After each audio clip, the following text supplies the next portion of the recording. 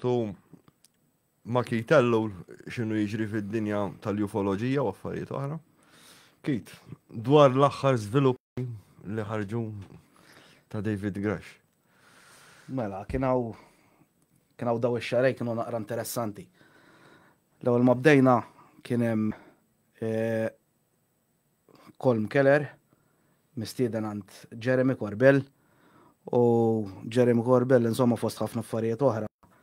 Saqsih għallu hekk għandniex fil-possess tagħna, ġifieri jew fid-dinja tagħna vetturi li huma ġifieri crash retrieval. U l-ewwel qatt laqlaqa naqra mbagħad qallu iwa, dikha kienet jiena għalija kienet diġà bombshell ħanajtek mill-ewwel. U mbagħad rajna ftit wara rajna lil Gary Nolan fil-Salt Conference insomma. U again beda jistaqsuh ħafna mistoqsijiet u kien vera interessanti insomma u saqsiju jekk hawnx crash retrieval, programmi u ħafna minn dal-affarijiet. Għal minn ma jafx minnu. Gary Nolan huwa professur ta' Stanford, ġifieri dana immunologu, kellu esperjenza meta kien żgħir, ġifieri dana qiegħed illum il-ġurnata qiegħed fid-dinja ħanajtek ħansejħu la ufoloġija, ma tanġi nħobb nuża dik il-kelma, insomma, ma biex niftiem. Ejwa, eżattu, ma tkunx taf xaqbad tajt. Allora, ħanajdu ufoloġija, il-verità mi oloġija xejn, imma insomma. U dana Gary Nolan again għallu iwa, għallu there is a non-human intelligence presence, insomma ħafna minn dal-affarijiet. Li jena lija kienet it-bombshell. Ovvjament, din il-ġimgħa rajna, 6 ijiem, 5 ijiem ilu, ġifieri li waħħal fuq l-internet fittex u Twitter u Ross Coulthart u għandek il-Ralph Blumenthal, għandek il-Leslie Kean. Dana l-ewwel ma beda, l-ewwel ma bdiet hekk insomma, dana kif forsi n-nies jafu. Hemm din il-Whistleblowers Act insomma li daħlet fis-seħħ u kien hemm dan il-persuna, ċertu wieħed David Grush, li dana kien imdeffessew fis-CIA, one of the top ħanajtek. 14 sena. Għal 14 sena, ġifieri dana kien għandu pluridekwarat, ġifieri u għandu ħafna il-history tiegħu ħanajtek it-checks. U dan l-ewwel magħmel insomma kien hemm Jeremy Corbell xi minn jekk mhux sejjer żball April u ħallilhom xi intervista ma' George Knapp. Fl-istess żmien kien hemm Leslie Kean u Ralph Blumenthal insomma l-istess ħallilhom xi intervisti. Imma f'daqqa waħda faqqat il-bomba ta' Ross Coulthart insomma. Ross Coulthart huwa ġurnalist Awstraljan. Kiteb xi kotba wkoll għandi xi tnejn minnhom jien għandi Plain Sight u Need to Know insomma. U dan insomma ħallilu din l-intervista. Leslie Kean u Ralph Blumenthal meta marru biex jippubblikaw din insomma din l-intervista ħanajtek xokkanti. Provaw CNN, provaw diversi gazzetti li ħanajdu ħana platforms li huma ta' ċertu stoffa. U rridu jagħmlu checks tagħhom daw insomma u ħadd marit jippubblika ħielhom insomma. U da marru fuq id-debrief, issa biex ngħidu d-debrief din hija website pjattaforma tal-news. Għanajtek dilettanteska. Li di fil-fatt kif faqqat l-istorja dina krexja tolhom il-website għax tant kien hemm hits fuqha. Xi familjen kien hemm. Ma nafx m'għandix idea ma. Li naf żgur ġifieri li daw id-debrief, l net id-debrief huma famużi ħanajtek għal biex jikkaverjaw stejjer ta' UFOs u hekk. Imma insomma ħalli nidħlu mill-ewwel direttament f'xqal dan David Grush. Għal ħafna affarijiet. Għal ħafna affarijiet. Issa, aħna kull ma smajna l-inqas kull ma smajt jien 45 minutes ta' intervista ma' Ross Coulthart li fija 7 sigħat. Mela, anki jena ma laħħax rajta. Le, għadda ma ħarġitx 7 sigħat. Ma ħarġu biċċit bħal, per eżempju, dik fejjejt li l-aljeni Għandhom il-bodies, l-alien body. Li ħanibdew ħankesruha biċċa biċċa. Għax dik jien rajt video ta' 3 sigħat, imma ma rajtux kollu, fej jibda janalizza dak li bat li inti. Mhux hekk. Imma ma rajtux kollu. Jekk ċu l-interview kull Le għadhom ma ħareġ minna. Inqas minn 57 minn għalija. Ma nqas minn sija żgur ġifieri. U ħankun onest jekk rajta xi 3 darbiet 4 diġà ġifieri. Allora ma konvinċiex. Ara, sajja, ninti li tafuni bizzejja. Ejja, Jiena ma tantx tikkonvinċini malajr. Għax dik min kien qala, Carl Sagan kien qal to have extraordinary claims, you have to have extraordinary proof kif qala, xi ħaġa jekk insomma, whatever, bħalissa mhux tiġini f'moħħi. Ejwa, ma dana il-history tiegħu checks auto, ġifieri dan għamlu. U jista' jħabs. Skur, dan inti, ħanibdew minna, wara inti, l-ewwel net meta inti toħroġ għal whistleblower, għandek $10,000 multa. Jekk tinqabad li tikdeb gidba waħda, ġek inti għat 10 affarijiet u gdebt waħda, inti jaqa' kollox, inti kriminal. U teħel ħabs. Barra li dan għandu tinsiex għandu kredenzjali kollha tiegħu fil-passat, da titqis li daqdu żgħir dan jekk jidilli sew min ix-xerta. Xi 40 sena għandu. Xi 40 jekk missejjer min ix-xerta nsejt. Naf li rajt ximkien kemm għandu żmien għax hekk tat-til-ostjaċ kemm għamel affarijiet da għandha 45 sena jinaqasam il-kwart milli għamelu. Imma insomma anyway. Ġifieri dan mhux qegħdin nitkellmu ma' bniedem li huwa ċuċ. Sewwa. Dan fost ħafna affarijiet li qal insomma ovvjament Ross Coulthard beda jfaqqalu, beda jsaqsih mistoqsijiet u beda jgħidlu jekk għandniex crashed retrievals. U dan għallu iwa, għallu il-programmi, għallu ta' crashed retrievals, għallu kienem, għallu crashes, għallu kienem minnom, għallu li huma crashes u kienem minnom li ma stajx nifim ma insomma landings. Ma landings najtjen. U abbandonati. Abbandonati jena. U ma insomma anyway, ma tantx ikkonvinċietni, tifhimniex ħażin anke dik ta' crashes, ma tantx tikkonvinċietni. Dak pereżempju fil-bidu kien jgħid Ross Coulthard kien jgħid li gifts. Jħalluhom gifts. Gifts, nifhimni, ma nafx. Jien dik ma doqli, jiena ma smajta kien di tal-gifts. Ġifieri nagħmel għandek nismita. Fuq x'ismu fuq That UFO podcast. Nsegwi That UFO podcast, però ma jidillix illi. Some of them were gifts. Ma nafx, minni qatt ma smajta di tal-some of them were gifts. Di ħanajdu kifini, da bażikament qed jgħid waħda mill-punti jaħarqu. Illi hemm crashed retrieval. U hemm programm ġifieri li dana kien moħbi mill-Kongress u llum il-ġurnata nafu li l-Arrow, qegħdin nisimgħu il-Sean Kirkpatrick jitkellem qisu bil-Malti qiegħed poġġew hemmhekk vera imdejja għax qiegħed hemmhekk u jimmu jikkonvinċuni xejn daw l-Arrow. Ħanajdu kifini, dat jgħidu li meta marru jfittxu insomma ma sabu xejn. N-naż għandhom minn mitkas. Per eżempju, n-naż għandhom minn mitkas, is-sorry ta' din ma jafux x'inhu ma ħadd mu qed jgħid li dawn huma aljeni. Alright, ġifieri jiena jekk ngħidlek isma' anomalija ma jfissirx li hija xi ħaġa paranormali. Anomalija hija xi ħaġa li jiena ma nistax nispjegahha. Ġejja minn wara s-satelliti. Ejwa, ġejbija. Imma, meta inti tibda tagħmel naqra s-somom tiegħek, sewwa, u tibda tikkrossja, tagħmel tajt mela di le. Jekk jiena lilek ngħidlek non-human intelligence lilek, x'qed ngħidlek? Non-human intelligence. Animal intelligence, x'għandna fid-dinja tagħna? X'fadal? Għandek l-annimali, għandek il-ħut, sewwa, non-human intelligence. X'intelligenza fadal? Artificial intelligence fadal fid-dinja tagħna. Meta ngħidu non-human intelligence għal min qegħdin nirreferu. Fimt? Issa jiena m'iniex taf li jiena m'iniex dik il-extraterrestrial hypothesis jiena ma tantx iddoqli, jiġifieri. M'iniex qed ngħid illi fl-univers jew whatever mawx ħajja intelligenti tax jien min jgħidha dejja lejja bullshit kbira.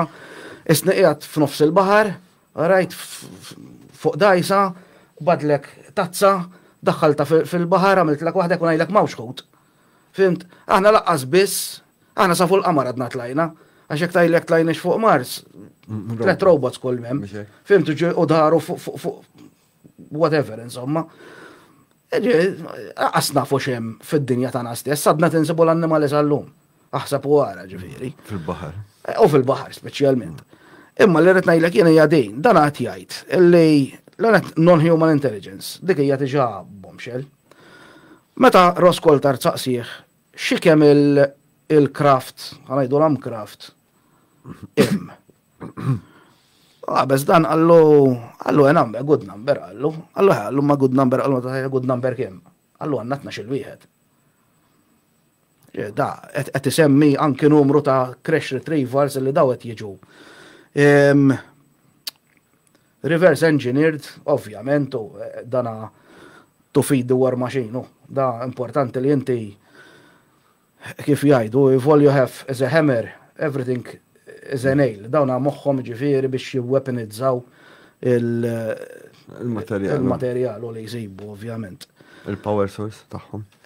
Dik hija ħanajlek, jekk huwa vera da kollu, jekk huwa da vera, għax jiena mhux qed ngħid, tifhimniex ħażin, jien qiegħed hawnhekk biex ngħidlek x'inhu jiġri, għax qed insegwi.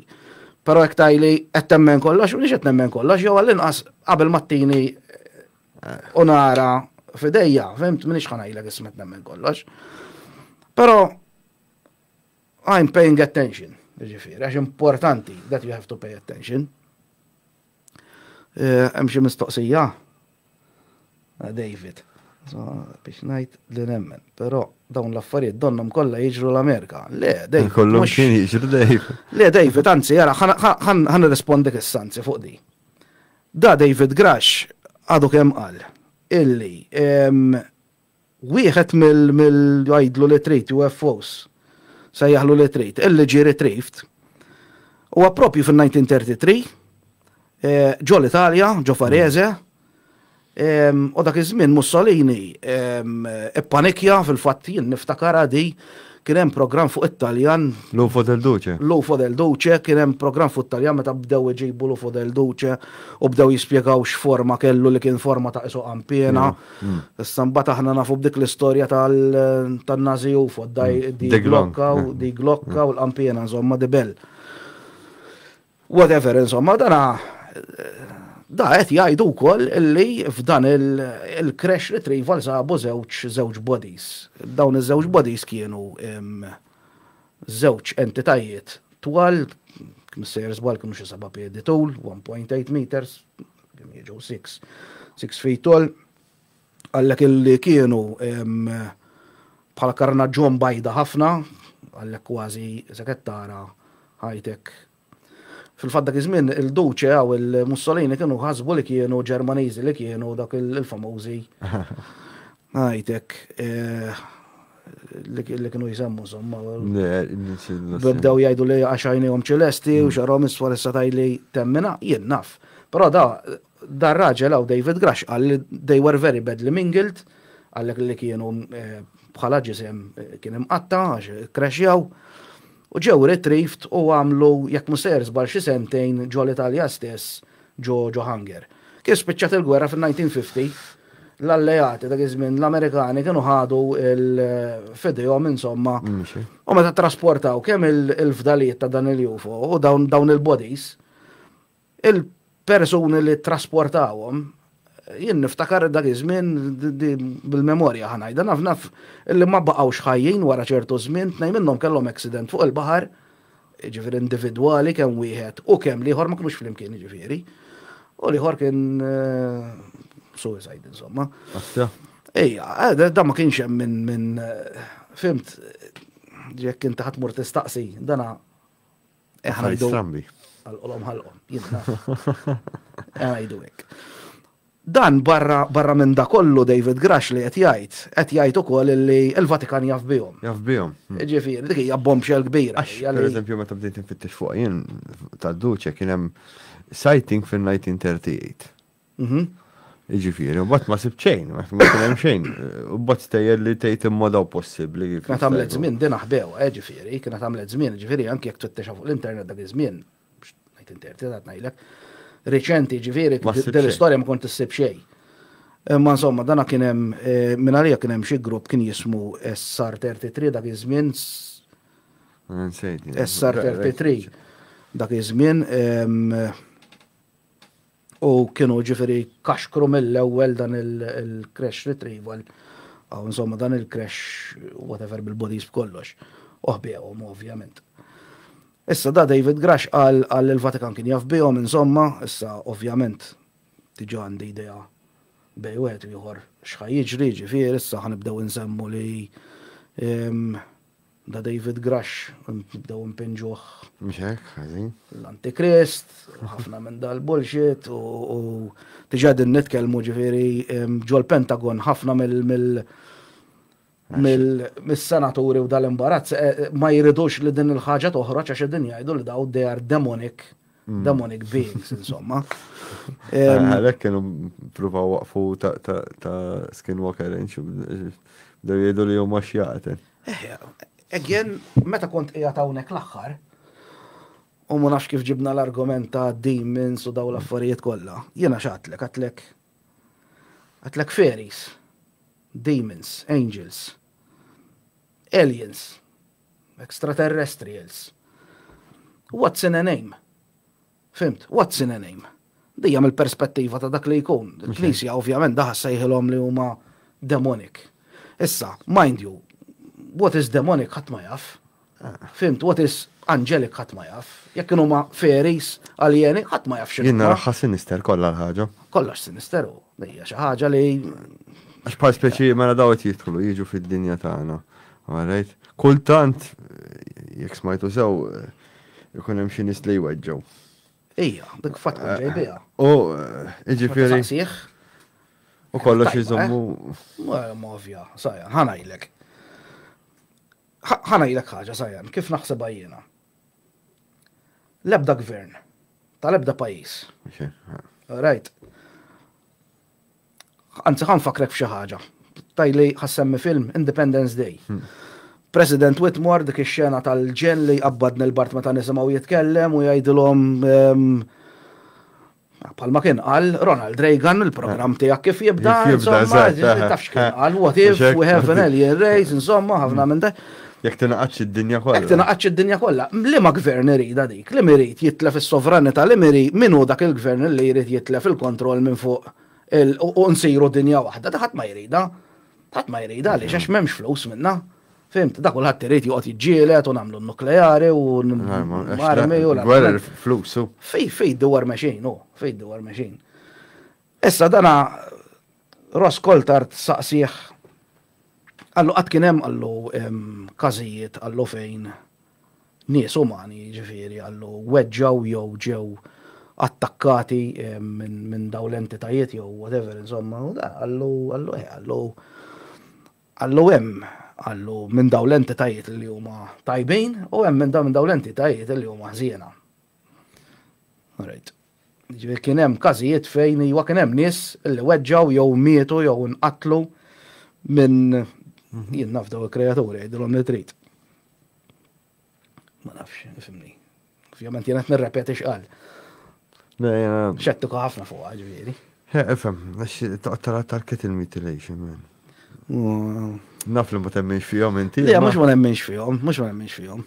Hekk jisek xettiku fuqha. Ejju, darba kien hemm kien jismu John Lear. John Lear. Kien intervistaħ George Knapp dak iż-żmien qed insemmilek 80s ta' 84, 86 ma nafx. U kien għallu għax meta għamlu autopsi insomma sabu li daw m'għandhom stonku ma jiklux minn ħalqhom u ħafna bullshit li jiena ma tantx idoqqu li daw l-affarijiet. U għallu l-cattle mutilations qiegħda għallu biex huma jieħdu xi proteini jew x'qal insomma minn dawn l-annimali li qed joqtlu insomma u jidilkuhom fuq idejhom u jassorbuhom mill-ġilda. Jiena li dan huwa kollu. Illu niftakara li Maldi xi ħaġa ġifieri tsiba fuq l-internet. YouTube issiba żgur. Qiegħda fuq sufan x'ismu. Ma nafx nżejt. Ora kien tefa'. U dan insomma Di waħda oħra mill-affarijiet li qal insomma da David Grush. Bħalissa ovvjament qed joħorġu iżjed whistleblowers, ġifieri qegħdin nistennew għax illum rajt intervista, mhux intervista fil-verità fuq il-podcast Need to Know ta' David Grush u ta' Ross Coulthart nsejġ ismu bħalissa. U għallu ħajkonna għallu xi whistleblowers għallu li ħa juruna fatti. U da palma jiġri bħas-soltu, ħadd ma jkun irid jikxef idejh mill-ewwel, imma daqbad jitħaq Ross Coulthart għallu iwa għallu. Fatta għadni kemm smajt ġifieri li hemm xi 10 oħra ħerġin, ġifieri li ħajjajdu whistleblowers ġifieri oħrajn. Xi waħda tat-tiegħu di kienet urid xi files il xi wieħed fuq dak li waqa' ta' Trinity. Il-xi wieħed minn dawk l-aħwa. All right. U smajt, għax bdejt nara podcast oħra. U għamlu għal da issa ġifieri daw it-nej żgur. Christopher Mellon ukoll imlaħħaq. Ġifieri daw kollha nies kredibbli u li kienu mlaħqin u kellhom pożizzjoni. Mhux hekk, da mhux qegħdin nitkellmu l-lajna u entità, qegħdin nitkellmu qegħdin nitkellmu nies aħna hawnhekk qegħdin nirrepetu bħal pakka galli x'qed jiġri fid-dinja tal-medja u Malta. Il-medja u Malta la violent u ħalli niddistraktjaw in-nies. Malta, rispett kollu. Anzi, għaxat li Carmen Kakija, għettela xi sentejn ilu, kellim ta' xi sentejn ilu naqatart Carmen. Għaxalla jbirek. Ma l-inqas. Ma nafx, insomma, mux dal-pajis bistax. Imma ċertu affarijiet ma nisimgħuhomx, għaliex għax mhumiex importanti. Meta da. Fattur ta' knisja li għax kulħadd jemmen li all-right. Emma l-għawek, kulħadd għandu dritt. Emma ma jeskludix li hemm ħajja li jena. Le, ismani. Ġifieri. Il-Vatikan. Saftit ta' snin ilu il-kbir tal-whatever aw tal-astronomija tal-Vatikan. Nsejx kien jismu bħalissa. Kien qal il-Vatikan għaw il-Knisja Nasranija għal ma teskludix ħajja ġifieri li ġejja minn dinjiet oħra. Għal jekk kienu huma dawn huma u li tallaw wkoll insomma u jekk jiġu fid-dinja tagħna ħa nagħlmuhom fuq jamduhom. Namduhom x'hekk għax. Dana isni jiena mort fuq il-qattus tiegħi u qed fimti qattus tiegħi ġi fuq u qed jallimni lili ma insomma. Mjaw. Xi mistoqsija oħra. Tic-tacs, mux ovvja. Tic-tacs, l-axħar darba meta kont qiegħed hawnhekk tkellimt fuq it-tic-tacs ukoll. It-tic-tac shape hija xi ħaġa li mhix tal-lum, ġifieri. Tal-lum tal-Italja, l-pilot. Żgur dak il-pilot li semmejt l-aħħar darba u nsejt fin-1980. Nsejt, niprofa niftakar 79. Fuq xi aircraft carrier kien minn għalija? Le, u kien pilot. U rara dan hemm xi saba' ritratt insomma ta' dan il-famuż tic-tac. U issa din nisimgħu ovvjament ta' David Fravor. Ta' David Fravor, Alex Dietrich. Chad, x'ismu dak? Kevin Day. Kevin Day u dan kieku ma kienxu. Kieku ma kienxu, eżatto, dan għallek it was raining tic-tacs. Ġifieri da fuq il-rejda rabda jara għallek it was raining tic-tacs, letteralment. X'inhu huma ħadd ma jafu, dan ħadd mu qed jeskludi li dawn huma wkoll xi ħaġa ħanajtek hija black budget ħanajtek military jinnaf. Da tinsiex. Il-kbir ta' Lockheed Martin xi sena jew sentejn ilu kien qed jagħti xi talk u qal now we have the science to bring it home. U meta xi ħadd saqsih x'rid jgħid biha, għallhom għandna t-teknoloġija biex nagħmlu da kollu. Sa hekkux fimt. Naħseb li ilha għandhom private contractors. James il-bira ħarajt documentary interessanti dwar avvistament ċar fuq Springfield u 12-16 Ma nafx, fimni. Daw, da meta tisma x'ismu bħalissa dak il-pilot liħor. Daqdu kemm għallek illi daw jarawhom kuljum. Mhux hekk. Da, għallek jarawhom kuljum. Ryan Graves. Ryan Graves. Da, raw il-crop circles, all right. Crop circles jiena għandi ċertu interessanti jiena rajt waħda ġifieri. Suppost għandna mmorru? Jena rajt crop circle, ġifir meta kont qiegħed l-Ingilterra, rajt crop circle, rajt ovvjament minn fuq l-art, ġifiri.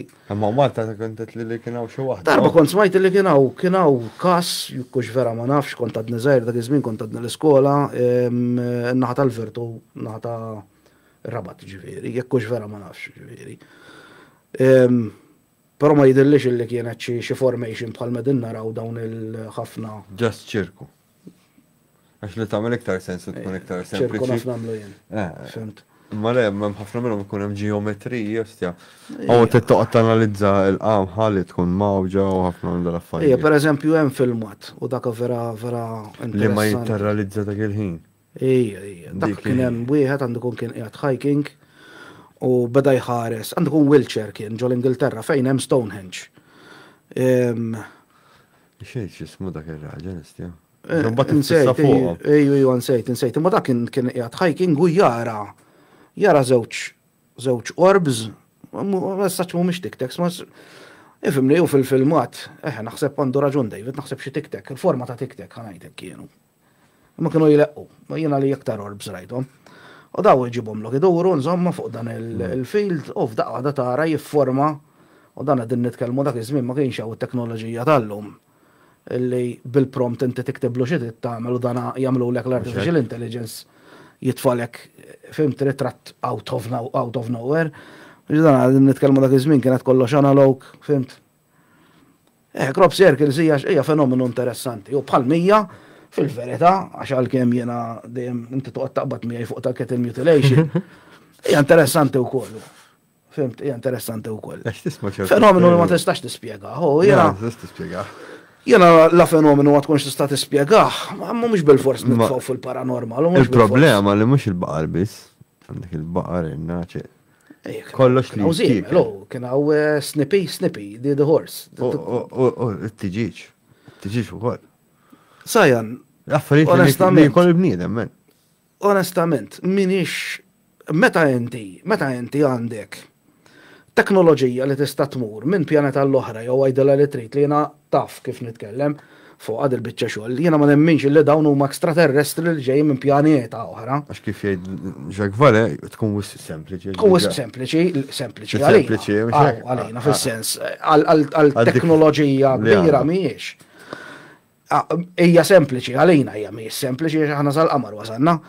Imma li rrid ngħidlek jiena hija li jiena aktar nemmen jew iktar naħseb li dana they cross dimensions, fimt jien iktar naħseb xi ħaġa. Naħseb li semmija David Grush iwa fil-fatt kont ħan insiha. Fatt semma xi ħaġa però qal forsi they are from a higher dimension and they found a way, xaħġek għal how to cross, ġifiri mid-dimensjoni tagħhom għal-tana. X'kont ħanajlek l-ewwel? Kont ħansaqsik xi ħaġa, kont saqsejtni xi ħaġa fuq tal-animal mutilations. Meta inti għandek dik it-teknoloġija, right, kif nifhimha jien, ġiet ignorant li jien, kif nifhimha jien. Meta inti għandek dik it-teknoloġija, u inti qed tiġi ġodin oħra ħanajdu dawn huma ekstraterrestri biex tisraq baqra. Meta llum tista' tkabbar laħam artifiċjali ġol laboratorju. Fimt? Għalfin, jekk ismani, jekk inti għandek xi ħaġa prize item, sawa, bħal pereżempju għandek tibridja l-pakka galliħa.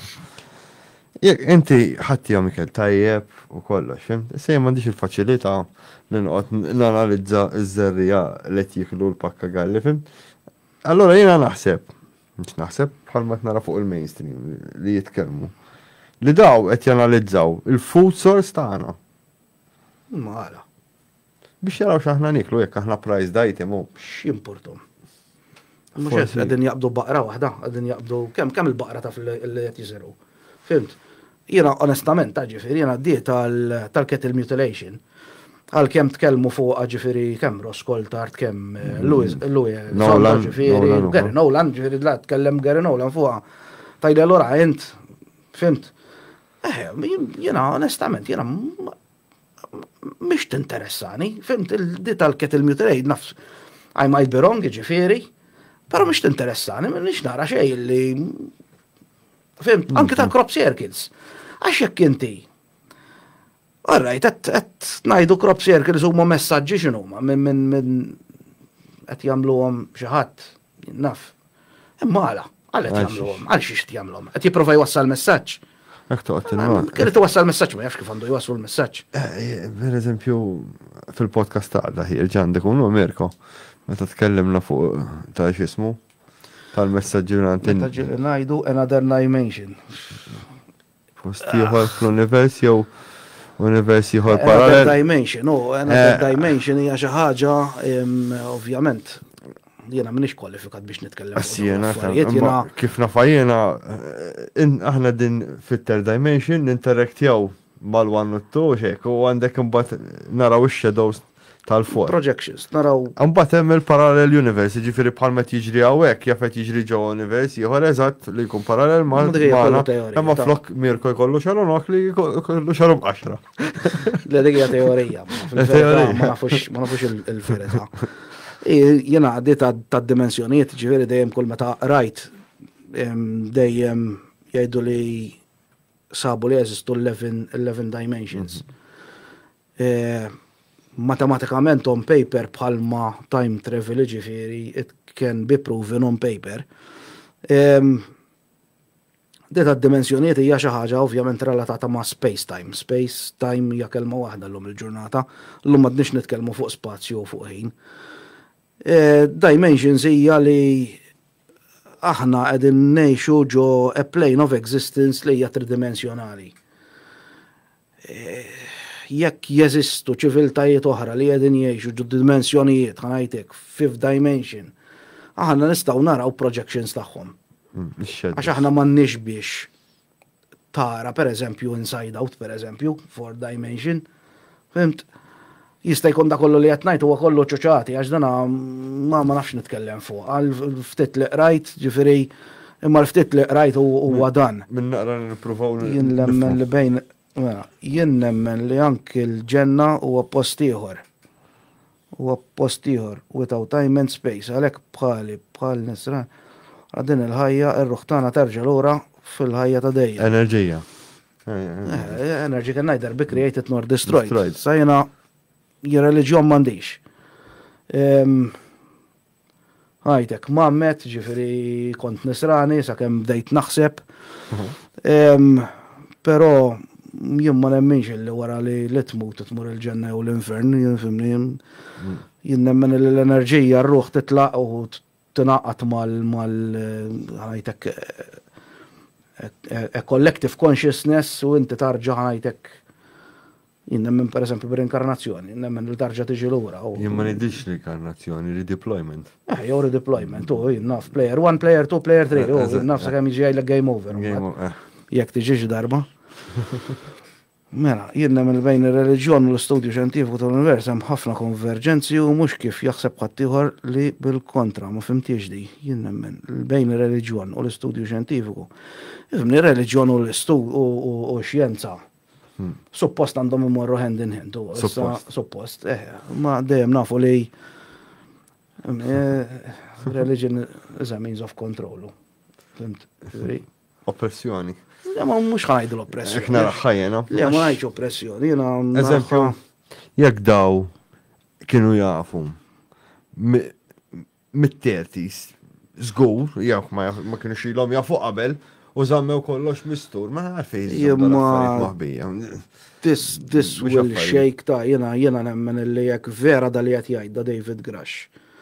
U jekk ħanaraw fil-futur ġifiri mux il-bot. Iktar whistleblowers u ħajħorġu iktar affarijiet. Jena nemmen li ħajkunaw paradigm shift. Ħajtek bidla ontoloġika fil-mod kif jaħseb il-bniedem, ovvjament min Xorta jibqaw siru l-festi. Ejja, ovvja, inkella ejja. Li marħilom, jien m'għandi xej kontra xej u kontra ħadd. Assolutament, jiena nemmen li Ma xorta jisiru. live and let live ma importanix jistaw sejru l-festi. Ma importanix jiena bniedem jista' jemmen li jrid għandi rispett kbir lej kulħadd. Ġifieri ma importanix, jien għandi l-ideoloġija tiegħi, nippretendi li ħadd ieħor jirrispetta ħħiri wkoll, ġifieri, u mhux joqgħod jattakkani. Għalkemm ma ħobbx nitkellem fuq dawn l-affarijiet, ta' fatlek ma rridx nitkellem fuq dawn l-affarijiet jekk jista' jkun. Però ejja, naħseb illi dina itwil xej cast to the ground, dina hija xi ħaġa li ngħidu hekk nitalmu minna l-net jekk ħanieħdu t-teknoloġija li għandhom daw u nużawha b'mod tajjeb mhux Mod ħażin. we weaponize it, ġifieri, għax il-bniedem dik li għandu, unfortunately, they want to weaponize it. Sawa, jekk nużawha, aħna għadna, 2023, għadna din naħarqu fossil fuels. Tal-mistħija. Tal-mistħija meta kulħadd jaf li hawn alternative energy, issa jekk vera dan li qed jgħidu li hemm din it-teknoloġija li aħna ġejna mċaħda minna, għal aħna jgħidu forsi għax mar nexxilhomx reverse engineer it. Ma jgħidu jekk huwa vera. Jekk huwa vera, dan huwa skandlu għall-umanità li inti ħallejt id-dinja tibqa' taħraq il-fossil fuels tħammeċ u tagħmel fim ta' nismej timbil-ġuħ mad-dinja kollha. U min jaf xemm avvanzi jinnaf. Da dejjem jekk huwa vera, Medicinali u hekk jinnaf possibilment minn daw il-kreaturi. Min jaf sajjan, nifhimni. Min jaf, ħadd ma jaf. Għax jiena kif naraħħa jiena nara biex nerġa' wara fejn da, jiena kif qed inti nirrispetta l-Knisja hekk, jiġifieri eżin. Rispetta kulħadd mhux il-Knisja biss. Kieku ma kienx il-Knisja u hekk kieku kif naqbad ngħidlek. Ma kienx hemm daw l-istejjer ġo ktieb miġbura biex aħna l-qudiem ngħidu isma' da mhux angel tiġi ma' alien. Daw l-iskritturi qegħdin hemm. Dik hija interpretazzjoni kif qed tinterpretaħħa inti. Dak jisu rapporti men, bħal llum il-ġurnata naraw rapporti bħal m'għamel Warren men fuq il-ktieb tiegħu ġabar ir-rakkonti fim li huma interessanti jiena li hija dik hekk qed naraħħa jiena. U kien hemm kuntatti hu. Ma nafux fil-verità ma nafux ejja ħanajdu il-verità kollha, ma nafux kif għatlek fil-bidu, what is alien, what is angel, what is this, what is that, ġifiri dan ħadd ma jaff fil-verità. Għaxi, issa l-problema li jmiss, għalajt, nafu li aħna mux edin waħedna, imma mfejġejjin. Proset David. Ija, aħna dik li, il-bnidem dik li għamel, u sfortunatament we weaponize everything, u dik hija problema kbira. Hija problema kbira. Sfortunatament il-flus hemmhekk qegħdin. Fil-fossil fuels, gwerer u għax mingħajr gwerra nkella l-ekonomija tistaġna. Il-daw li jużaw għal-mobiles u affarijiet oħra. Issa. Il-materjal tal-batteries xejdu bħalissa Mirko. Lithium ion, ma ħadd ma jitkellem. Cobalt u ħadd ma jitkellem fuq dawn l-affarijiet. Kemm nistgħu nifrankaw kif naqbad. Sfortunatament fid-dinja dejjem qed ikun hawn. Dik u dik tbeżżani, meta jkun hawn news aħbar kbira, tkun qed tiġri. Aħħar darba kien hawn Van Napoleon, u ħadd biex nitkellem miegħu. U beda jagħmellek dawk it-tricks u tħaqna dak il-ħin. Ma x'beda jagħmellek? Beda jaljenak b'delete. Ma bdiex jorik x'inhu jagħmellek b'delete. U lejlek bada jitrikjak, għalma bada jitrikja ovvjament lejli u l-Merko ġifieri. Id-dinja ktamel, u d-dinja tamel dik dolla the sleight of hand, u li jinti jatnurik di, biex jina aljenak. Meta ħarġu t-TSA u baqabdu ġirubu il-Covid. Mux jekk, mux jekk sejrin, d-dinja, jien biex neċċajta fi żmien il-Covid 2020, darba fuq Facebook kont il-light meme. Il-UFO ta' Independence Day u nafxek minn friendly jiftakarix u kienet nsejt kif kienet eżatt, imma kienet tajlek il-li orrajt ejja Covid issa ddiet what's next u tara dan Mux qed ngħidlek illi ħanarawhom jillendja u daw ma nafx. Imma f'daqqa waħda bomba ġifieri. Mala. Bomba kbira. Dejjem jerġa' jkun hemm dawk ir-rapporti folots bħalma qegħdin naraw reċenti. Ta' Las Vegas. Għax di ħaġa tal-iskantament. Iktar ġiet ippampjata din in-news ta' Las Vegas hawn dik Ta' David Gray. so-called alien crash u li jena li bullshit kbira jien b'rispett kollu. Taqbad ħadra, un bdejt nara li meta tkun ħafna sħana kif qed tinti l-koper tiġi titir ħadra. Mhux għax nafta ġifieri għax rajtu u fit-tiex ġifieri għax jien minix. Ejwa, mhux minix dirett għand inħobbhom dawn l-affarijiet ma hemm minnu ġifieri. Ma naf li taffettwa l-kuluri meta. Le, mhux hekk meta l-materjal skont kif il-kulur li jidher huwa l-materjal li Però jiena li kont ġejbi għadi illi dawn din il-familja apparently raw din il-meteor għaddejja. Kien hemm ħafna li rawa, dan meteor qiegħda fis-sema hemmhekk qed jaraw għaddejja u bħalma ġieli rajna ġifieri. U daw f'daqqa waħda wara xi ftit minuti Alla jbierek ċemplu 911 u isma' għandna alien beings, 10 piedi beda sejjer u l-ewwel qal qegħdin wara l-bulldozer. Ħafna minn da shit insomma u mbagħad marru bil-pistoli u bix-shotgun li ieħor it-tifel u qed jibżgħu joħorġu. Jekk kienu vera xi ħadd daħallek fid-dar tiegħek alien u mhux alien kont immur naqbad ir-rifle jien u ma naħsibx tagħmilhom xi ħaġa kieku ġejjin. Whatever. Fimt, u għat jajtat jistaħba wara l-bulldozer, ma taħt il-bulldozer għalli daqsek, minn malart jidher id-dawl ta' wara, u saqajhom ma jidrux daw l-entitajiet għajdilhom li trid. U bada jajta raħxi tep għajneħ wara l-ħġiġ tal-bulldozer, u batħi minnom għal-qiegħed bel-qiegħda ġol bulldozer, Alla jberek għaxar piedi qiegħed bel-qiegħda ġol bulldozer, għas jidħol ġo fija, ġoka bejna daqs naqra. U mbagħad qal li għax sabu ċirku oħra, pereżempju, dina kienet tad-daħq. Mela dan il-UFO, whatever, il-lendja ġol l-bekjar tagħhom. Issa.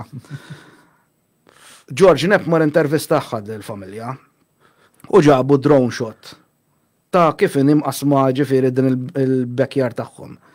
Hawnhekk hawn il-gate minn fejn bdew jiffilmjaw, hawnhekk hawn il-bulldozer.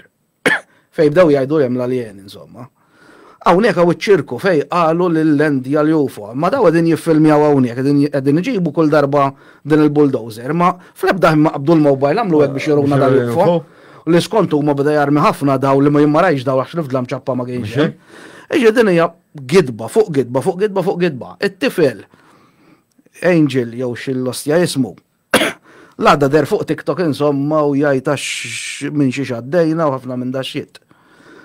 Li jiena m'emmintux ġifieri laqqas nifs mill-liħa, mhux kelma ta' nifs mill-liħa m'emmintux jien. Il-bieraħ raġa tafa post oħra li qal li sab markings fuq il-bib tal-garaġġ jew qudiem il-garaġġ għax rajt xi grif mal-art. Come on. Daw raw il-meteor għaddejja u vvintaw dil-istorja jafu li hawn dil-kommozzjoni kollha bħalissa. Dak semma ta' Roswell. Askolta, semmilu ta' Roswell. Ejju, pero għallu ma stax nitkellem fuqha. Issa, mela dak ma nafx jekk segwejx ta' witness ta' Madonna, ta' David Greer. Issa, David Greer satajn oħra mill. Kien hemm da, le ma kien hemm Ġed tistennini d-dar bħalissa, qiegħed hemm qed jistennini. Qabel kien jagħmel da fuq il-YouTube, kien jitfaħħu fuq YouTube witness of ninsejx kien jagħmel x'kien jismu. Insomma, u kien ġab wieħed jitkellem li ġar it-tabuti. Dak ta' Zingu, Issa, u kien qal li l-isptar kien għamel jumejn briħat inten. Riħata Salfer. Issa jekk tisma' ta' James Fox. Żgur, ta' Vargina, mela. L-istess ħaġa. Iġifieri mela. Dik ir-riħata Salfer fejn jidħlu aliens sa ngħidulhom aliens. Hija xi ħaġa komuni, ir-riħata Salfer hija komuni. Issa riħata Salfer. Ma nafx forsi jekk għandek xi idea. Fej jidħol demons u daw l-affarijiet jarġaw ismu Salfer, Diġi, għedin nitkellmu fuq l-istess ħaġa, jinnaf. Interessanti, jasta. Ija, mela, Salfer, l-infern jgħidu l-mamul minn Salfer, għanajtek. Għatma mort l-infern, u marriċem. By the way, xaħat semma l-ġenna, ma nemminx la bil-ġenna qas bil-infern. Biex tkun ċara. Xi mistoqsijiet oħra Mirko? Le.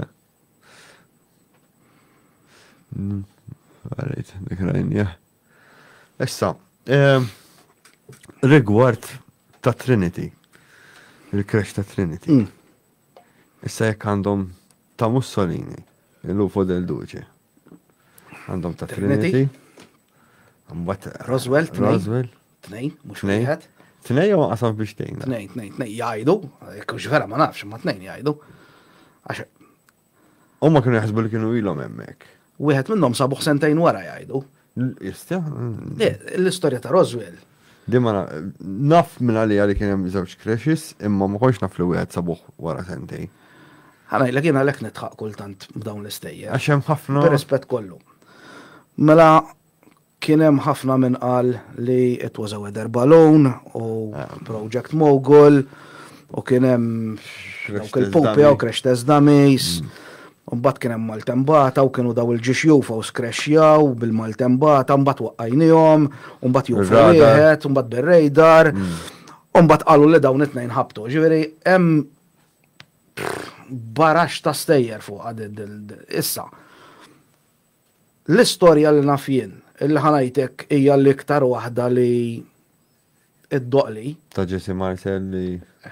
Jesse Marcel, l-istorja il-tradizzjonali li kulħadd ħanajtek min jinteressaħ kulħadd jaf biha. Li dawna kien hemm żewġ spaceships għajdulhom li trid UFOs li ħabtu. Insomma, tanċeddu, imma insomma. Daw żewġ spaceships li ħabtu. U wieħed instab ġo Renċa u dak il-famuż ġo Roswell, ġo New Mexico, u l-ieħor instab posti ieħor ma nafx kemm il-bot, nsejt kemm, però instab sentejn wara.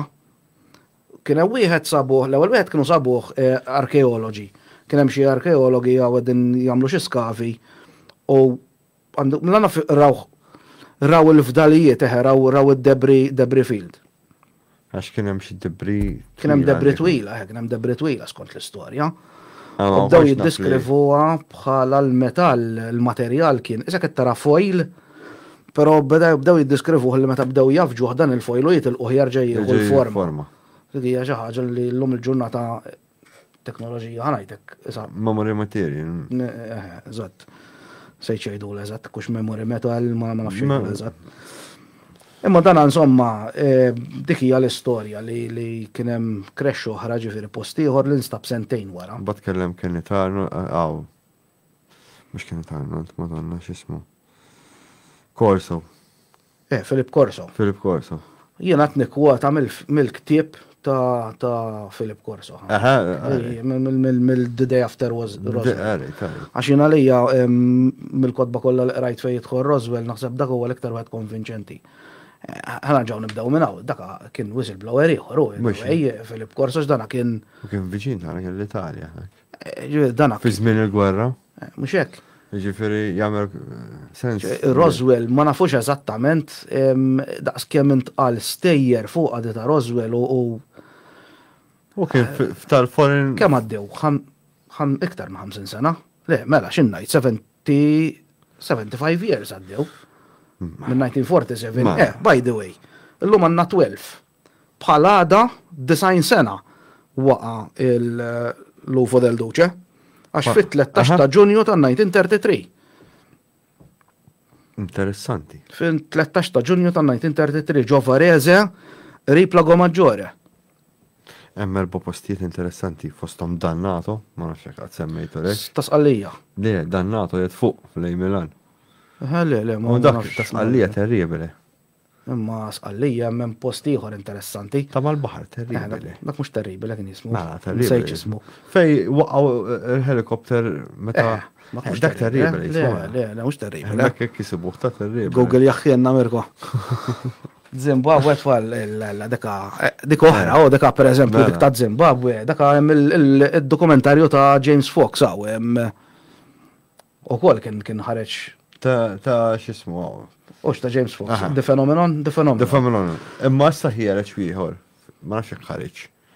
Għax palissa jett. Moment of Contact ta' Vargina, dak ħareġ. Le, kellu joħroġ dak li kienet jagħmel dokumentarju ma' James Fox, għax daw kienu għedin tnejn il-rights tal-BBC biex jagħmlu da' dokumentarju. U wieħed kien jagħmel dokumentarju fuq il-landing ta' Zimbabwe biss, fimtu ma fid-dettall u James Fox ħa excerpts minnu. Dik hija sabiħa dik l-istorja ta' Zimbabwe, meta inti tajt li hemm dawk it-tfal kollha. Ma ninsewx li daw kienu għamlu xhur iduru fiż-Zimbabwe daw il-UFOs qabel ma niżlu.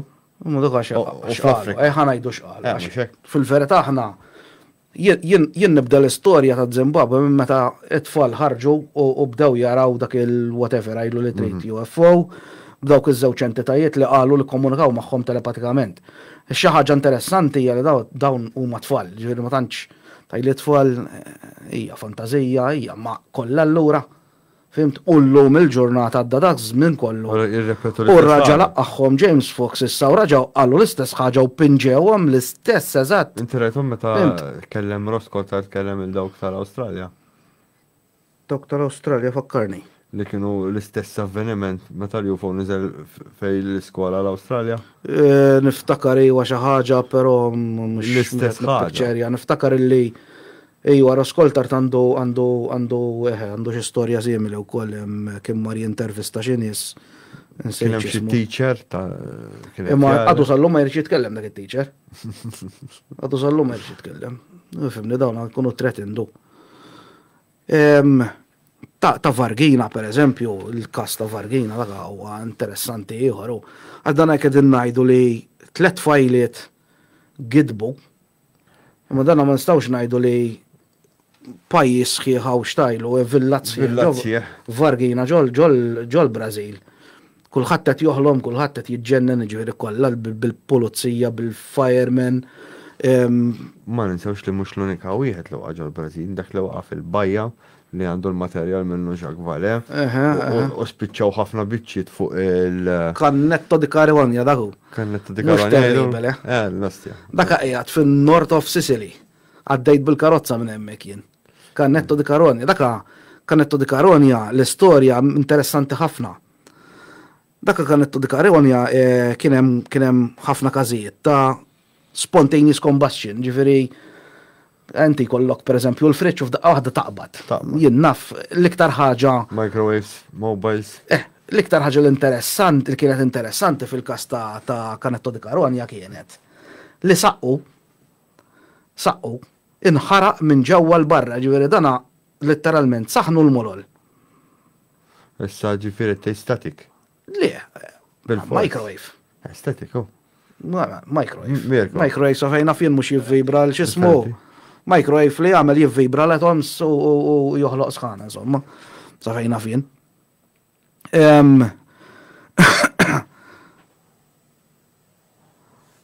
Għanna ġat MyQuest, da mux MyQuest, u. Da, rajt. Le, naf, ġili rajtu jikkommenta t-ċajta. Mux MyQuest, u da. Iwa, tkellimna fuq il-whistleblower fil-Inglis. Sorry. Skuza, we're very sorry, Mike, but... Yeah, we spoke about the whistleblower actually in the beginning. Yes, maybe obviously this will be recorded or will be available. Da Cannetto di Caruana, insomma, kien hemm dal-każ fejn kienu jaraw dwal. Kien hemm ukoll każijiet fejn da inħarqu karozzi hemm tunnel speċifiku fejn inti tkun għaddej bil-karozza u din letteralment taqflek il-karozza u jiġġamjalek kollox, ġifieri u bat tarġa' taqbad u da għamlu esperimenti fuq, ġifieri fuq dan it-tunnel. Jaġġu Cannetto di Caruana wkoll. Tunnel ġifieri taħt. Tunnel minn għandu forsi jkun hemm ħafna minn ġo montanja jgħaddi. U dan mbagħad kien hemm xi tnejn min-nies għandu kun Mister Weben illi kienu weħlu li kienu huma li qegħdin jagħmlu ma kien vera xejn ġifieri għax mbagħad ħareġ li kien hemm cover up. Dan insomma kien hemm anke militari Amerikani li rawhom niżlin bil-helicopters u jduru fiż-żona ġifieri da ġos għalija fimt fully armed ġifieri għal xi raġuni kienu jmorru ġifieri kien hemm xi ħaġa ma nafx kienet. Thank you, Johan. Le, dana hija kif tajtu, huwa suġġett interessantissimu, huwa suġġett dejjem affaxxinani. Ovvjament, min jgħid illi għandu l-answers kollha. Palmadna dil-ġimgħa, Jiena pereżempju Sajan, bir-rispett kollu lejn dawn ħafna nies illi għandhom din prophet syndrome li jaħsbu li jafu kollox u jqogħdu jitkellmu bil-kemm razzezz u kif huma u minn fejn ġejjin jiena lejja dak taf xnajlu bullshit man. Kollu bullshit. Ħadd ma jaf xejn fuq. Ħadd ma jaf xejn. Xejn. Ħadd ma jafu. Inġib in-nies bħalek hekk niddiskutu naqsmu l-idejat u dak kollha idejat. Jiena kull ma nagħmel hawnhekk huwa spekulazzjoni biss. Qed nirrepeti bħal pakka galli li naf. Ninsegwu jena u inti tissegwi lem, inti t-informani għan jek isma rajta di. Mux hija xi ħaġa interessanti, jena lejja. Inti montanja ta' informazzjoni, jena kat kornes li kara rajta di. Sajan, ħanajlek jien kamandi żmien għandi 45. L-ewwel esperjenza li għandi jien ta' meta ġejt exposed dan is-suġġett huwa fuq it-taraġġ tan-nanna u tan-nannu ta' ġewwa ġifieri, niftakar missieri u n-nannu kienu qegħdin jaraw television, dak iż-żmien bil-black and white, kont għadni naqa' ta' tifel, u niftakar kien hemm xi aħbar ma nafx hekk fuq il-Malti u fuq it-Taljan, immaġina fuq it-Taljan, li der xi UFO x'imkien. U jiena lija UFO kienet kelm oħra bħal miljun ta' kliem li jeżistu. U bdejt insaqsi, x'inhi jiġi x'rajthom nannu kemm missieri kienu interessati f'dan is-suġġett. Mhux bħal imma kienu interessati. U missieri isu ma rridx jgħid, imma nannu kien, fimt? Nannu kien jintroduċini naqra fuq ċertu affarijiet, topics, kodba pereżempju. Bqajt ovvjament kemm għandi żmien dejjem niftakarni l-interessat f'dan is-suġġett. Mhux fejn jidħol UFO UAP biss. Ġi kif tkellimt miegħek l-ewwel darba li ġejt. Jiena il-paranormal in ġenerali joġobni, ġifieri jaffaxxinani, kollox jaffaxxinani. Għax hija xi ħaġa bniedem huwa kurjuż, jiena rrid inkun nafu jiena jekk inti ħatoqgħod bella li tajli isma' u dil-kaxxa. Tiftaħ għax fiha monstru. Sewwa, isni ħanajlek ta' Schrodinger's cat. Jekk inti għandek din il-kaxxa ħanajlek isma' fiha monstru, mela jiena li beżżan li hemm monstru ġo fiha. Jiena nibża mill-ġrieden. Jekk jiena niftaħa u nsib ġurdin jiena ħanibża, minti forsi trabbihom Fimt, din hija kif naqbad ngħidilek, din hija xi ħaġa. Li l-perspettiva ta' dak li jkun. Għaw min jibża minnu da s-suġġett, għaw min jibża jidħol fih, għaw min jibża jitkellem fuq. Sponsor massib, men. Kif tgħidu hemm is-suġġett x'inhu jgħidulok li. Jiena ħankun onest miegħek Sajjan, jiena l-ewwel qed nirringrazzjak tal-li qed tagħmel dan il-podcast. U għax għal-nqaset nżommu din il-konverzazzjoni għaddejja. Niprofa nagħmel l-aħjar u jalla ġifieri.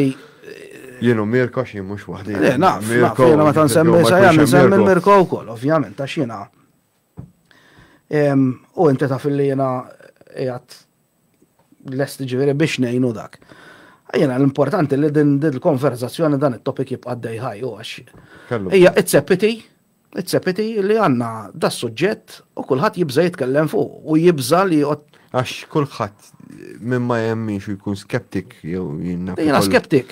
Imma le li jkun skeptik mod fimni. Le, hemm inti żomm, hemm skeptik u debunker. U debunker, skeptik huwa bniedem bħali illi jiena għalkemm ninteressa ruħi fuq it-topic. Imma jiena ma tbella li xi-ross bil-labra mhux ħadd tiġi toqgħod tajli rajtek u rajtek. Irrid nagħmel il-checks and balances tiegħi sewwa.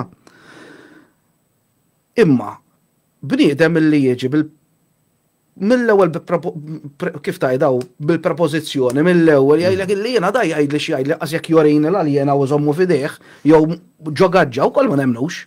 Mirko. Dik hija bniedem li jkun ħajtek debunker li dan bniedem li da jara xjara dan għalih. Jien ma naqbilx ma dak Jiddem ngħidilu, jien kuntent indaħħal subajja fil-kustat li jew jrid jagħmlu dissection. Jiena nħobb indaħħal subajja fil-kustat. Jiena ta' bniedem u anke dissection nħobb nagħmel. Imma hu min jagħmel dak id-dissection għallu xorta jagħmel. Eżatt. Jiena dik li ddejjaqni. Problema. Hemm xi mistoqsijiet. Ejwa tal-pulizija. Ta' Vargina Pulizzi, dak il-soldat. Soldat. Għabdu bideħi, u spiċċamiet, ġifiri, dak għax jajdu li ħaxi, whatever, xi fakt, xi virus. Kif missu għandekum? Missu, insomma, ma spiċċa l-isptar, hija storja hija dokumentata, kiex vera, ovvjament ma nafux. Do you believe in what Dolores Cannon said about UFOs and aliens? Fimni Dolores Cannon b'rispett kollu tajt ħafna affarijiet. Tajt ħafna affarijiet zbieħ, tajt ħafna affarijiet interessanti. Tisma kollox u temmel li trid. Tifiltra. Hemm ħafna sketchy. Fimni. Għamma ħna nipprovaw nsejħu. Ara min jaħseb illi dawn il-UFOs qed jiġu fid-dinja biex jgħinuna. Ngħidulhom sejrin żball. Jien ma naħsibx li qed jiġu fid-dinja biex jgħinuna. Kieku jiġu biex jgħinuna jgħidu n-nies qegħdin hawnhekk. Meta kien hawn dik lajta li għax jiġu fid-dinja biex aħna ma nagħmlux ma nisparawx il-missili nukleari, fej kienu Fukushima, fej kienu la Hiroshima, fej kienu, fimt, ġveri. Ma fulħat. B'rispett kollu, ma missili nukleari, ma nafx kemm il-test saru, ġifiri, m'għandix idea ma saru. Għatma, l-unika ħaġa li naf li it's documented hija li xalu fil-1950 għandikun, li xalu 10 ICBM missiles. Ta' Robert Salas. Ma nafx bħalissa. Li ħareġ jiktib fuqu x'ismu parsa Plumental. Ralph Plumental. Ma nafx, jista' jkun, jista' jkun fimni daqs kemm. UFOs and nukes. UFOs and nukes, naf m'għandix il-ktieb, ma qrajtux. Li hija dokumentata hija. Ngħidlek xi ħaġa oħra nse fuq dik fuq in-nukleari. Li hija dokumentata li dawn xalu missili ICBMs, missiles, u anki kien hemm każijiet fejn tfew. Missiles iddiżejbiljawhom. Kien hemm trattat bejn il-pajjiżi, u dan dokument għadu jeżisti ġifieri, bejn ir-Russja u l-Amerika. U għandikum ma nafx ekkux iċ-Ċajna wkoll. Bej xi minn pajjiżi. Ma nafx. Franza. Però dinha kienet qegħdek. Kien daħħal Jacques Valem fiha. Jista' jkun. Li dan hemm dokument li jgħidlek li jekk każ xi darba l-ħares qatt ikun hemm xi red alert ta' launching ta' missiles, l-ewwel ma jridu jagħmlu l-pajjiżi, jekk pereżempju jenna fl-Amerika ħadd il-launcha xi missiles, l-ewwel ma jridu jagħmlu ma jmurx ikun hemm intervent minn xi foreign u kif sejħula. Unknown crafts from unknown origin. Astja? Di xi ħaġa oħra, di ġdida. Li inti ma jmurx tkun false flag, ma jmurx pereżempju isma' mhux jinxaltom ta' daw laxalu weħedhom. Fim tax. Żgur għax ir-Russja kellhom l-istess problema. Darba kien hemm każ. Kien għal George Knapp tkellem George Knapp. Niftakar il-dak, ma nafux bid-dettall eżatt, però naf li hemm trattat bejn il-pajjiżi illi qabel ma taqbatu tir-Italja għax inti xalt il-nukleari. Tipo, isma, inti ħad attakka, fimt? Mux jekk tu konferma. Xaħġek, insomma. Dija xaħġa li d-dinja ilhom jafu bija daw tal-UFOs. Is-sekk u miex, meta ngħidu l-kelma aliens għax sfortunatament jħasraw perception illi meta nqogħdu nitkellmu fuq il-UFOs isna din nitkellmu fuq. Jien naħseb. Xi ħaġa ġejja minn dinja oħra. Jien naħseb fuq il-nukleari sawa. Jien naħseb li daw jagħmlu tests biex jiġbduhom.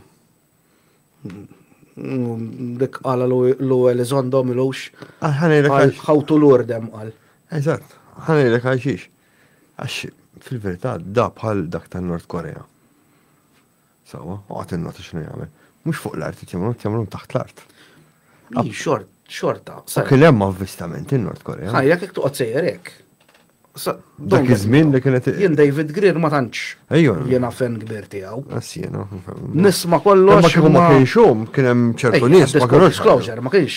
Isma' ġas biex kun taf, sija oħra iktar, 3 kwarti oħra, ħajmur live ġifieri konferenza da ħajġib balla whistleblowers oħra. Illum Stephen Greer. Illum il-dijaw. Li waqt l-istjar rajt. David Greer ma nafx hekk qatt smajt biha CE5. Il-Human Initiated Contact ta' HIC jgħidula. Li di bażikament jgħidulek li inti tmur timmedita jekk tkun iktar minn tkunu ħafna. U tajtilhom qal. U da hemm ħafna nies. Darba kien hemm wieħed qalli hawn ma tarjena għamilt CE5 farjeni video ma bullshitter. Insomma, qed nipprovaw għamel, qed nixtieq nipprova, ara qed nipprovaha jiena, fim? Nara kif taħdem. Il-verità hija li jekk huwa vera. Kieku tseħħilhom dejjem. Naqbathom mun nimmedita u tarhom Jien naħseb iktar tkun xi ħaġa jien naf hekk mhux premeditated bħal ta' ġuża mifsud, bħal ma kien hemm ta' Fatma, xi ħaġa li ma tkunx premeditated. Fimt? U ma tkunx li taħseb li inti qed tara UFO, titmur inti li bla ħsibiet ta' xejn, u mbagħad li tara tinterpretaħ dak il-ħin bħalma jinterpretawh meta jaraw il-fenomenu ta' Fatma, jaraw il-fenomenu ta' Fatma, x-xemx id-dur, dejjem l-istess kliem, ix-xemx id-dur. Ix-xemx id-dur, bir-rispett kollu. Ix-xemx ma d-dur. Ix-xemx mhux ħaddur għal 4 min-nies. Jo, sawa, ix-xemx kieku kollha ħares qatt kellha tiġi fiċin tad-dinja, kieku taħraqna kollha il-gravità tagħha tixbidna, ġifieri m'iniex tekniku fuq dawn l-affarijiet, imma żgur li d-dinja ma daritx. Żgur ix-xemx ma resqitx lejn id-dinja għal grupp ta' 40-30 ruħ.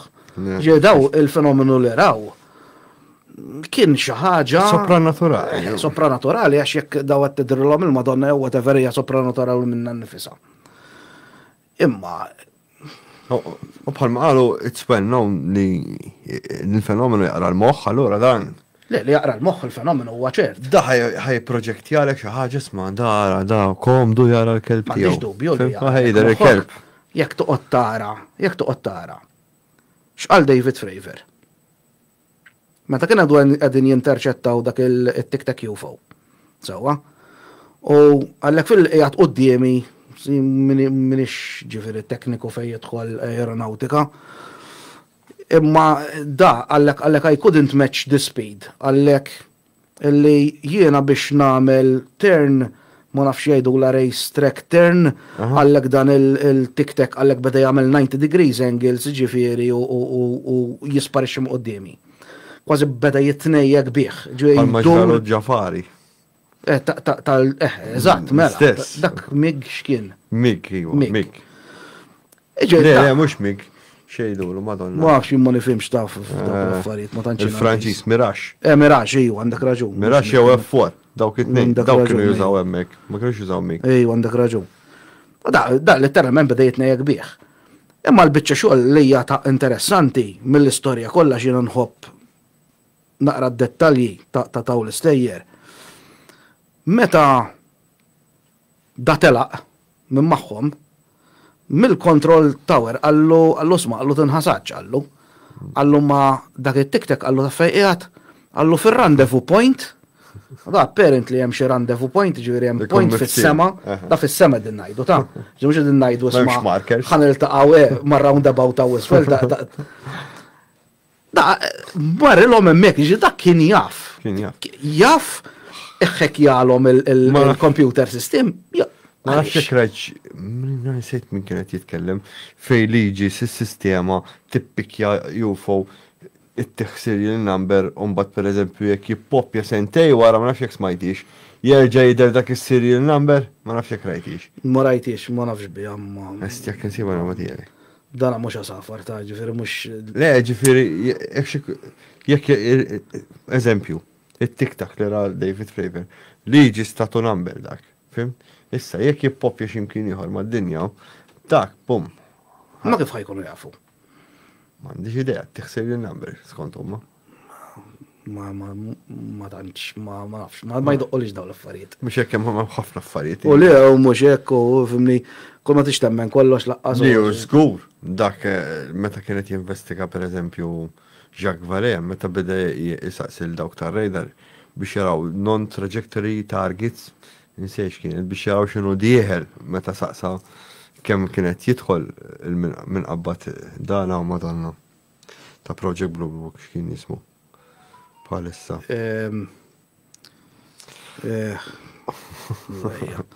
Insejta. Ħajnek. Aw, kien bat il-wieħed? Ħajnek ġas biex kun taf, ħajnek beda bħala disinformation agent, ovvjament kien skeptic.